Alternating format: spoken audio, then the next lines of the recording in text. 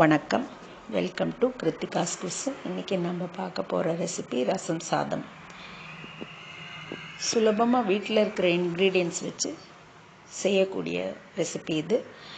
100 gram கப்பில் 75 grams அரிசியும் 25 grams துவரம்பருப்பும் எடுத்துக்கோங்க. 3/4 அளவு அரிசி, 1/4 அளவு துவரம்பருப்பு.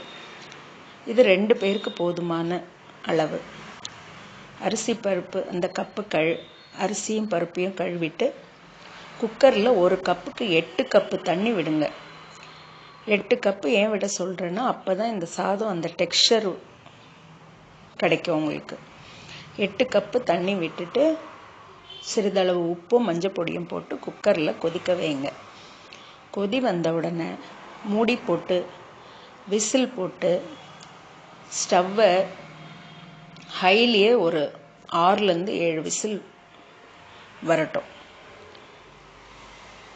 விசில் வந்த உடனே ஸ்டவ் ஆஃப் பண்ணி குக்கரை தனியாக எடுத்து வச்சுருங்க. அடுத்தது நம்ம ரசத்துக்கு ப்ரிப்பேர் பண்ணுவோம். அதுக்கு மிக்சியில் ஒரு சின்ன டீஸ்பூன் மிளகு, ஜீரகம், 2 காஞ்ச மிளகாய், 2 பல் பூண்டு போட்டு அந்த மிக்சியில் நல்லா கொரப்பாக அரைச்சி வச்சுக்கோங்க.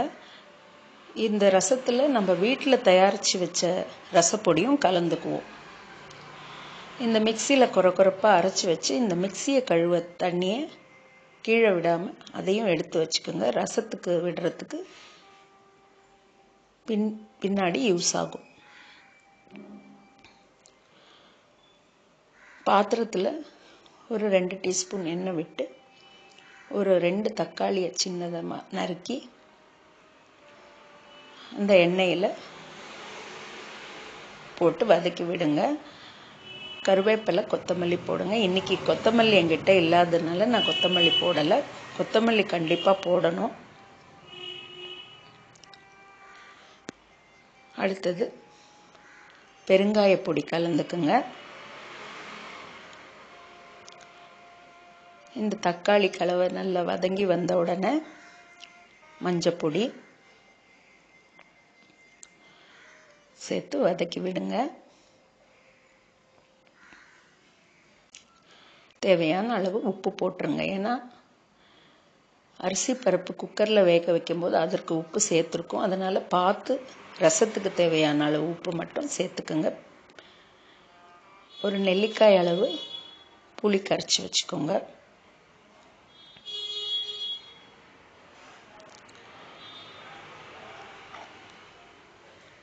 பாருங்கள், இந்த குக்கரில் வெந்த அரிசி பருப்பு எப்படி இருக்குது. இந்த மாதிரி பதத்தில் இருந்தால் தான் இந்த ரசத்தையும் அதோட கலந்து கொதித்து இறக்கும்போது கரெக்டான பதத்தில் வரும்.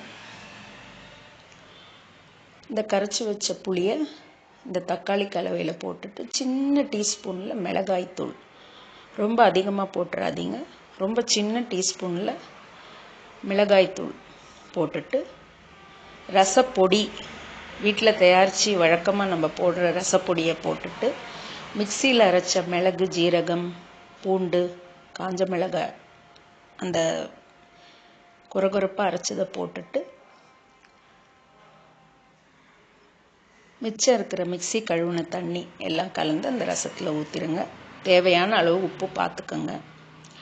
ரசம் நல்லா கொதித்து வந்த உடனே